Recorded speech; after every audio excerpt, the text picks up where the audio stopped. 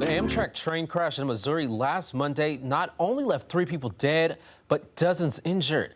And among the injured is a relative of 5 News evening anchor Darren Bobb. A few days ago, after the incident, Darren spoke with his cousin Janet about the ordeal she and her husband Mark went through.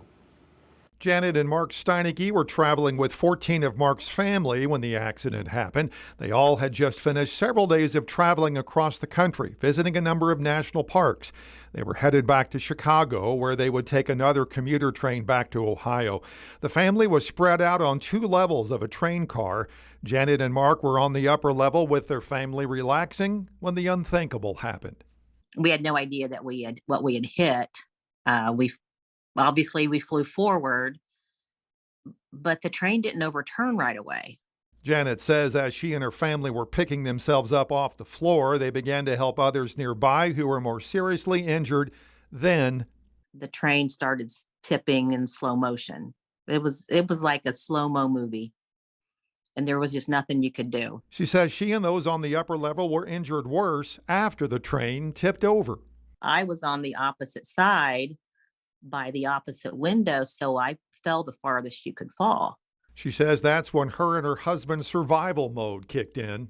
He didn't realize he was injured. He stayed inside the train to help.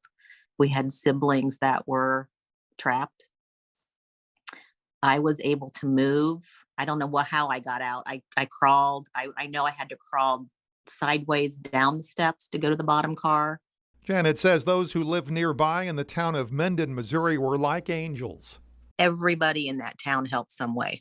When I climbed up on top of the train to try to get help for the people that were trapped inside my car, I had a very good view of people coming and helping and driving trucks through cornfields and just getting to us. After getting out and away from the wreckage, it was a matter now of comforting each other, especially since it was hot that day.